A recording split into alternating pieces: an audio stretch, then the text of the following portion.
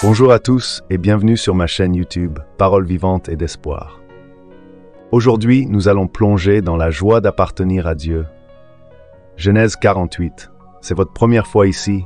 N'oubliez pas de vous abonner et de cliquer sur la cloche pour ne rien manquer de nos prochaines vidéos. Et si vous êtes déjà abonné, merci de votre fidélité. Sans plus attendre, passons directement au sujet du jour. Jacob savait qu'il arrivait à la fin de ses jours. Il était malade, presque au bout de ses forces, presque totalement aveugle. Pourtant, il semble heureux, en paix. Les paroles de Jacob dans ce chapitre, alors qu'il est arrivé à la fin de sa vie, contrastent avec le rapport qu'il avait fait au Pharaon 17 ans plus tôt. Jacob répondit au Pharaon, « Les années de ma vie nomade sont de 130 ans. Les années de ma vie ont été peu nombreuses et mauvaises, et elles n'ont pas atteint les années de la vie de mes pères durant leur vie nomade. » Comme nous l'avons vu, sa vision des choses à ce moment était correcte. Il n'était effectivement qu'un voyageur sur cette terre, sachant que Dieu lui réservait une future patrie, meilleure après la mort. Mais le résumé de sa vie était quand même très négatif.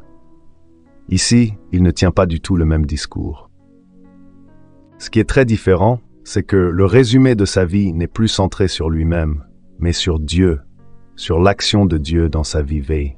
11. Israël dit à Joseph, « Je ne pensais pas revoir ton visage, et voici que Dieu me fait voir même ta descendance. » Il a une conscience plus claire que jamais de l'action de Dieu dans sa vie. Le résumé de sa vie est maintenant très positif. Étudions 4 aspects du caractère de Dieu que Jacob présente à Joseph. 1. Le Dieu Tout-Puissant. Jacob parle premièrement de Dieu comme le Tout-Puissant, au verset 3, le El Shaddai. Jacob se souvient quand Dieu s'est adressé à lui pour la première fois, alors qu'il avait quitté la maison de son père et qu'il était en voyage vers Laban. C'était à Luz, l'endroit que Jacob avait renommé Bethel, la maison de Dieu, chapitre 28, où Dieu lui était apparu dans une vision, en haut d'une échelle qui reliait la terre et les ciels, et sur laquelle des anges montaient et descendaient, où Dieu lui avait pour la première fois fait la promesse de rendre sa descendance nombreuse et de lui donner le pays de Canaan. Jacob parle des promesses de Dieu comme une chose certaine. Puisqu'il est le Tout-Puissant, rien ne peut empêcher la réalisation de ce qu'il a annoncé. Il adopte ensuite ses 2 petits-fils, Éphraïm et Manassé, comme ses propres fils. Il semble que les prendre sur ses genoux était un rite d'adoption. C'est l'expression que sa femme Rachel avait utilisée en lui donnant sa servante comme concubine. Au verset 33, elle dit, « Voici ma servante Bila, va vers elle, qu'elle accouche sur mes genoux, et que par elle j'ai aussi des fils. » Éphraïm et Manassé n'allaient plus être seulement ses petits-fils, mais aussi les pères de tribus en Israël. Il n'y aura pas de tribu de Joseph en Israël, mais il y aura les 2 demi-tribus d'Éphraïm de Manassé, avec chacune leur territoire. Pourquoi Jacob a-t-il pris la peine d'adopter 2 fils, sachant que de toute façon il arrivait à la fin de sa vie? C'était d'abord une démonstration de sa foi dans le Tout-Puissant. Il savait que Dieu allait honorer ses engagements envers lui, même après sa mort. C'était aussi pour donner à Joseph une double part d'héritage, ce qui était habituellement réservé au fils aîné, comme l'un de ses 2 privilèges au prochain chapitre. Nous verrons que Juda obtiendra l'autre privilège du droit d'aînesse, qui est de commander à ses frères Ruben, perdra donc complètement ses privilèges de fils aîné aussi, en rappelant le souvenir de Rachel, morte prématurément. Il semble que Jacob indiquait qu'en adoptant Éphraïm et Manassé, il voulait réduire la disproportion entre les filles de Léa et Rachel. Jacob a ensuite béni ses 2 nouveaux fils en posant les mains sur leur tête. Mais il a posé la droite sur Éphraïm pour lui donner la primauté, même si ça déplaisait à Joseph. Jacob semble jouir d'une grande liberté dans ses décisions. Fait-il simplement ce qu'il veut? En fait, Jacob agissait en prophète de Dieu, rempli du Saint-Esprit, déclarant ce que Dieu voulait. Éphraïm allait effectivement devenir la tribu la plus grande et la plus puissante des 10 tribus du royaume du nord d'Israël. Le nom d'Éphraïm sera même parfois utilisé par les prophètes pour désigner l'ensemble des tribus du nord. Nous voyons la signature de Dieu dans le choix du plus jeune à la place du plus vieux. À plusieurs reprises dans l'histoire biblique, le plus jeune a supplanté le plus vieux, suivant la volonté de Dieu. Abel a supplanté Caïn, Jacob a supplanté Ésaü, Isaac a supplanté Ismaël, Judas, et Joseph ont supplanté Ruben, Moïse a supplanté Aaron, David a supplanté ses frères aussi. Jésus, né sur terre sans honneur, est devenu le fils aîné de tous les enfants de Dieu. La bénédiction de Dieu ne dépend pas de notre statut naturel dans le monde. Au contraire, elle est fondée uniquement sur sa grâce et sur son bon jugement. Dieu nous apprend, ici au chapitre 48 comme partout dans la Bible, qu'il ne fait pas ce que réagir aux événements, mais qu'il les planifie et les accomplit parce qu'il est le Tout-Puissant. Savoir que Dieu est Tout-Puissant réjouissait le cœur de Jacob, même arrivé à la fin de sa vie. 2. Le Dieu présent.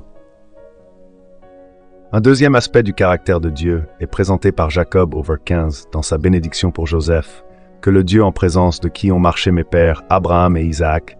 Littéralement, Abraham et Isaac ont marché devant la face de Dieu. Dieu est présent. Marcher devant Dieu est une expression qui signifie vivre comme un serviteur de Dieu. Dieu ne reçoit pas un rapport des actions de ses serviteurs rédigé par quelqu'un d'autre. Il voit tout, il entend tout, parce qu'il est présent avec ses serviteurs. C'est ce que Dieu lui avait déclaré plusieurs fois, dont la dernière, juste avant de descendre en Égypte, au verset 46-4. « C'est moi qui descendrai avec toi en Égypte. » Puisque Dieu est présent, il peut comprendre nos peines, nos situations stressantes, nos douleurs, et il peut compatir. Le fait qu'il soit toujours présent au travers des générations souligne aussi le fait qu'il est éternel. Il ne meurt pas, il ne change pas, il ne perd pas ses capacités avec les années. Jacob sait que puisque Dieu était là avec son grand-père, avec son père et avec lui, jusqu'à ses 147 ans, il sera encore là avec Joseph, avec ses fils et avec sa descendance. Après lui, c'est ce qu'il dit au verset 21. Israël dit à Joseph, « Voici que je vais mourir, mais Dieu sera avec vous et vous fera revenir dans le pays de vos ancêtres. » Jacob se réjouissait d'avoir compris avec les années que Dieu est tout-puissant et toujours présent. Il pouvait mourir en paix, sachant que Dieu serait là pour sa famille. Ça vaut mieux que toutes les polices d'assurance vie. 3. Le berger. Un troisième aspect du caractère de Dieu est présenté au verset 15, que le Dieu qui est mon berger depuis que j'existe jusqu'à ce jour. Dieu est un berger. C'est la première fois dans la Bible que l'illustration du berger est utilisée pour décrire Dieu. Jacob avait été berger toute sa vie, il avait épousé des bergères, et ses fils étaient tous bergers, sauf Joseph. C'est le seul métier qu'il connaissait. Un berger, un vrai, un bon berger, prend soin de ses brebis.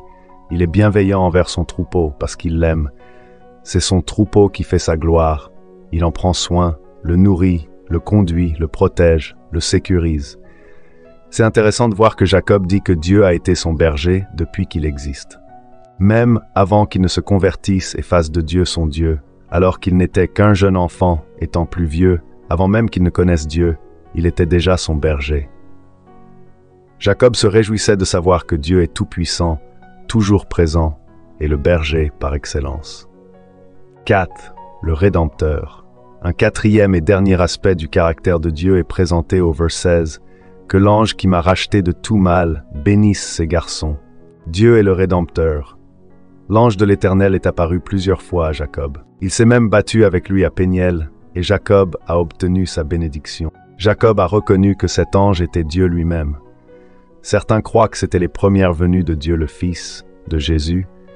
D'autres croient qu'il s'agissait d'un des anges de Dieu, qui agissait exactement comme si c'était Dieu en personne. Je crois qu'on ne le sait pas, parce que la Bible ne donne pas d'autres explications. Mais une chose est sûre, c'est Dieu. Dieu est son Rédempteur, celui qui l'a racheté, délivré du mal. Jacob sait qu'il a été racheté de tout mal. En hébreu, c'est le mot « ra » qui signifie le mal en général.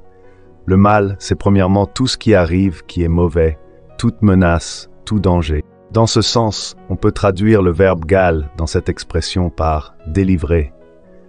Dieu avait délivré Jacob de la colère de ses frères Ésaü, de la colère de Laban, de la colère des Cananéens, après que ses fils eussent détruit la ville de Sichem pour venger l'honneur de leur sœur Dina, du danger de mourir de faim dans la famine, de la peine d'avoir perdu Joseph. Le mal dans la Bible, c'est aussi le péché. Dans ce sens, on peut traduire le verbe « gaal » dans cette expression par racheter. C'est le même verbe utilisé dans Lévitique, dans la loi de Dieu, lorsqu'il est question du rachat des biens d'un proche parent, dans la détresse ou décédé, racheter du mal. C'est plus que délivrer, c'est délivrer pour soi, pour que ça devienne sa possession. Dieu peut racheter une personne de ses péchés. La Bible nous apprend que non seulement tout homme est pécheur, mais qu'il est prisonnier de ses péchés, incapable de plaire à Dieu. Il y a les péchés volontaires et involontaires. David exprime cela au psaume 19, 13, 15. « Qui connaît ses fautes involontaires, pardonne-moi, ce qui m'est caché, préserve. Aussi ton serviteur des présomptueux, des péchés d'orgueil, qu'il ne domine pas sur moi. Alors je serai intègre, innocent de péchés graves. Reçois favorablement les paroles de ma bouche et la méditation de mon cœur en ta présence, ô Éternel, mon rocher et mon Rédempteur. » Le Rédempteur, c'est celui qui rachète du péché.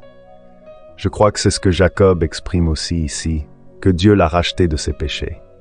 Dieu l'a racheté une fois pour toutes, pour qu'il lui appartienne. Il a continué par la suite à le délivrer progressivement de ses péchés, à de nombreuses reprises. Jacob s'était mis lui-même dans le trouble en commettant. Ce qui est mal, le péché rend malheureux aussi. Pour le serviteur de Dieu, le sentiment de culpabilité rend malheureux. David exprime cela au psaume 32, 1, 8. « Heureux celui dont la transgression est enlevée, dont le péché est pardonné. Heureux l'homme à qui l'Éternel ne tient plus compte de sa faute, et dans l'esprit duquel il n'y a point de fraude. Tant que je me suis tu, mes os se consumaient, je gémissais toute la journée. Car nuit et jour ta main pesait sur moi, ma vigueur n'était plus que sécheresse comme celle de l'été. Je t'ai fait connaître mon péché, je n'ai pas couvert ma faute. J'ai dit, je confesserai mes transgressions à l'Éternel. Et toi tu as enlevé la faute de mon péché. Qu'ainsi tout fidèle te prie au temps convenable. Si de grandes eaux débordent, elles ne l'atteindront nullement. Tu es un abri pour moi, tu me gardes de la détresse, tu m'entoures de cris de délivrance. Je t'instruirai et te montrerai la voie que tu dois suivre. Je te conseillerai, j'aurai le regard sur toi. Ça avait été humiliant pour Jacob d'avoir eu besoin de l'aide de Dieu parce qu'il était de nature indépendant, mais Dieu l'a humilié pour l'amener à se soumettre à lui. Les malheurs que subissent les incroyants en conséquence de leurs péchés sont des jugements de Dieu. Mais les malheurs que nous subissons en conséquence de nos péchés sont des corrections de Dieu. C'est pour notre bien. Hébreux 12, 11. Toute correction, il est vrai, paraît être au premier abord un sujet de tristesse et non de joie. Mais plus tard, elle procure un paisible fruit de justice à ceux qu'elle a formés. Jacob se réjouissait de savoir que Dieu est tout-puissant, toujours présent, le bon berger et son Rédempteur. Conclusion, la Bible nous encourage donc à penser positivement, mais dans le sens que le monde l'entend. Pas comme une superstition, comme si la pensée positive était une magie qui éloigne le malheur, pas comme un aveuglement pour se faire croire que tout ira bien et se reposer sur ses propres forces. Jésus parle de cette stupidité dans Luc 12, 16, 20, et il leur dit une parabole. La terre d'un homme riche avait beaucoup rapporté. Il raisonnait en lui-même et disait « Que ferai-je ? Car je n'ai pas de place pour amasser mes récoltes. Voici, dit-il, ce que je ferai. J'abattrai mes greniers, j'en bâtirai de plus grands, j'y amasserai tout mon blé et mes biens, et je dirai à mon âme, tu as beaucoup de biens en réserve pour plusieurs années. Repose-toi, mange, bois et réjouis-toi. » Mais Dieu lui dit, insensé, cette nuit même ton âme te sera redemandée, et ce que tu as préparé, à qui cela sera-t-il? La Bible encourage plutôt le serviteur de Dieu à se réjouir en Dieu. Philippiens 4.4, réjouissez-vous toujours dans le Seigneur. Je le répète, réjouissez-vous. À mesure que nous progressons dans la vie chrétienne, que nous délaissons le péché, nous sommes de moins en moins centrés sur nous-mêmes, et nous pouvons apprécier l'œuvre de Dieu dans nos vies. Les souvenirs d'événements malheureux deviennent alors des souvenirs d'occasion, où nous avons vu la main de Dieu. Appartenez-vous au même Dieu que Jacob? Pour cela, aujourd'hui, il n'y a qu'une seule façon, croire en Jésus, Dieu le Fils, le messager de Dieu le Père. 1. Jésus est le Tout-Puissant. Il a créé l'univers et tout subsiste par sa force. Jésus est présent. Il est venu comme un homme sur la terre Il a vécu parmi nous, il est mort, mais il est ressuscité, il est remonté au ciel et il est présent en esprit avec ses disciples jusqu'à la fin du monde. Jésus est le bon berger. Jean 10, 11-15. Moi je suis le bon berger. Le bon berger donne sa vie pour ses brebis, mais le mercenaire qui n'est pas berger et à qui les brebis n'appartiennent pas, voit venir le loup, abandonne les brebis et s'enfuit. Et le loup s'en empare et les disperse. Qu'il est mercenaire et qui ne se met pas en peine des brebis. Moi, je suis le bon berger, connais mes brebis, et mes brebis me connaissent comme le Père me connaît, et comme je connais le Père, et je donne ma vie pour mes brebis. CAC, Jésus est le Rédempteur s'il a donné sa vie, c'est pour payer le prix du rachat. Tite 2,14, il s'est donné lui-même pour nous, afin de nous racheter de toute iniquité, et de se faire un peuple qui lui appartienne, purifié par lui et zélé pour les œuvres bonnes. Ce sont seulement ceux qui croient en lui qu'il a rachetés. Si vous demandez à Dieu son pardon en croyant que Jésus est mort pour vous, vous ne serez plus coupable de vos péchés. Jésus continue de délivrer les croyants de leurs péchés pour les rendre intègres et leur donner la paix et la joie.